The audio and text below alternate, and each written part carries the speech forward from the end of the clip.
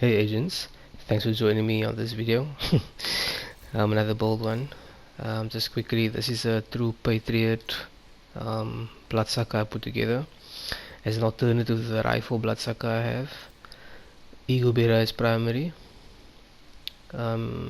because I still feel that's the best AR in the game. It doesn't have the best RPM, but it still hits hard and it has protected fire.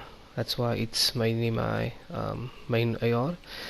The apartment SMG was perfectly measured, that's why I'm using it, and not the MPX or Vector, but perfectly measured. I'm using the gun on this one. Sorry, the reason why I'm using the gun on this one is because of that the extra arm you get upon a reload.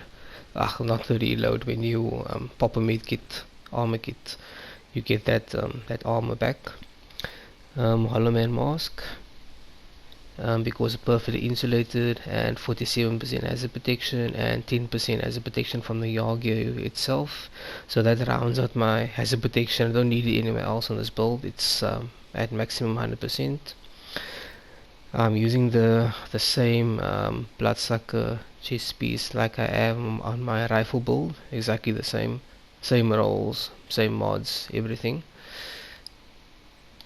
I'm using a true Patriot holster as part of the 3 set with 44 health, 3% health as well, and there's my two mods there with 1% weapon damage and 5% AR. I'm lucky enough to have a few of those, so I'm equipped them. The second piece of True Patriot is the knee.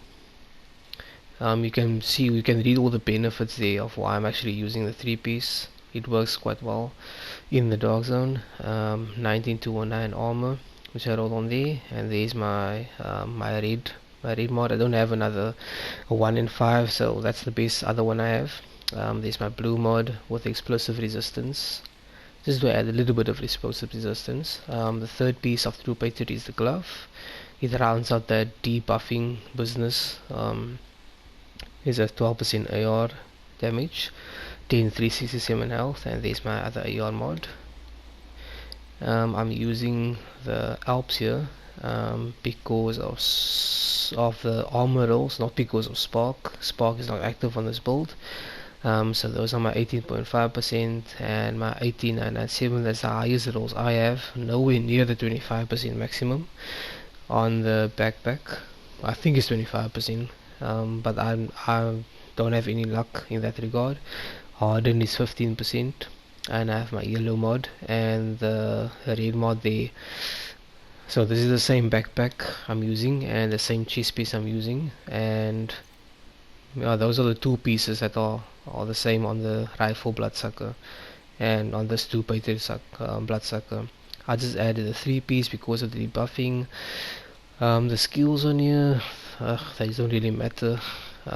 Restore Hive, I don't have the same mods on here because my skill power is quite low.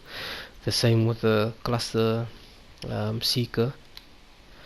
That's just to make the enemies scuffle a bit, make them run away to give me some time to get some shots in. So that's basically this the compilation of this build here.